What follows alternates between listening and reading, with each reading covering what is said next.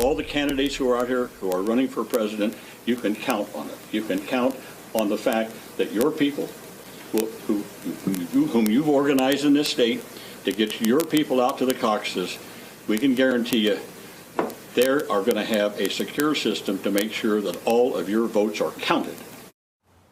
Welcome back. Tom Harkin and other Iowa Democrats are trying to reassure 2020 campaigns that next year's Iowa caucuses will be fair, despite the DNC's decision to recommend scrapping the state's plans for a virtual caucus. With me now is Alex Jaffe. She's a political reporter for the AP. She's based in Iowa and a former colleague right here at NBC. Certainly has done the rodeo with us here as well. Alex, good to see you. And good to see you doing great work, even if it's at another fine news organization. Let's start with Plan B for the Iowa Democrats. They say they've got to have a plan out in the next couple of weeks that is approved by the DNC. Will they get a plan approved by the DNC that doesn't, that essentially is, will the DNC allow them to essentially do the same thing they did 4 years ago now? Well, that's the question. The Iowa Democratic Party seems to be working under the belief that the DNC will give them a little bit extra time to figure this out. I mean, we're only 5 months out from the caucuses, and the DNC only just decided this.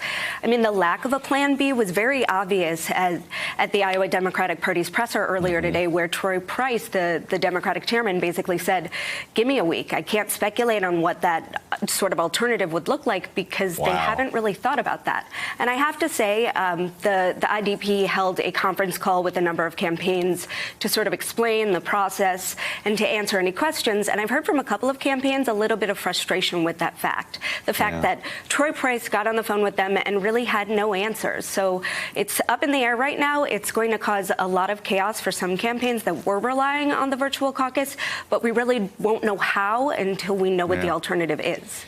Well, it certainly seems that the DNC is probably going to feel there's so much money and time has already been invested in Iowa. They can't radically change things. One would assume the DNC is probably stuck with basically saying, well, don't run it.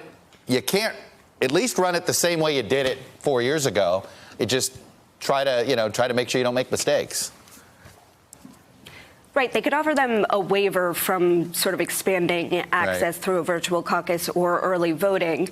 But I've heard concerns from operatives in the state that if they accept that waiver, it will sort of fuel concerns about the caucus that have been going on for years. This idea that the caucus is too exclusive and that, there's no way of opening it up to more voters. And so that is part of what, gives caucus critics reason to say Iowa shouldn't go first. Iowa shouldn't have a caucus. So that's the concern that they're running into right now. It seems like there's two radical solutions Iowa could propose, that the state Democratic Party could propose right now. Radical solution number one would be to just add a second night, Sunday and Monday night, to the caucuses.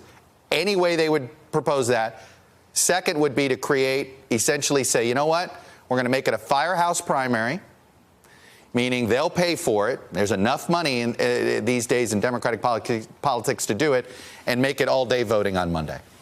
Is there any chance either one of those seem to be logistically the easiest way to sort of radically do what they want to do this cycle?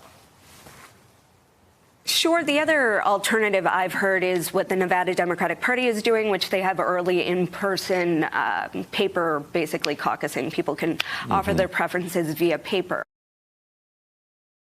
Move the Iowa caucuses a little bit too close to a primary, which again would allow New Hampshire to claim that they can jump ahead of them. So these are all sort of questions up in the air. I mean, what was clear today is that the IDP does not quite know how it's going to move forward.